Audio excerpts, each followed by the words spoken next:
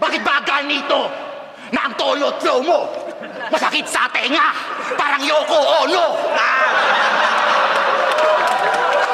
Madalas kinukumpara lang yung sarili sa maangas na dating. Tipong tattoo artist sa kutsong. Tsaka bahistang magaling. Kalbong maraming propesyon. Ako si Johnny Sins. Yeah. Oo, ganyan siya lumetra. Tapos galit yan sa pakwela. Pero yung estilo niya bumibenta lang pag ginagawang komedya. Ako si Batas! Pinakamalakas! Delivery ko ay walang dating!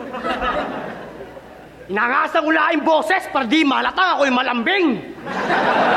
Paulit-ulit kong gagamitin yung salita na ring! Panis ka bro! Supot ka chong! At dehins ka! Magaling! Siya si Emar. Ganto siya magbitaw ng mga sinulat niya na letra. Teknik nga'y technical pero nagtutunog komedya. Akala mo maganda tanga ang sakit mo sa tenga. Pag gumaganto ka na para kang si Squidward punyeta.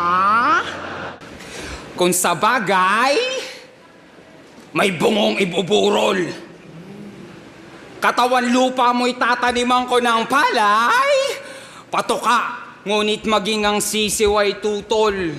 Nabigyan ka ng katarungan sa walang kapatawaran mong kasalanan. Ang hustisya ay para kay Marco Lacson sa binaboy mong katauhan.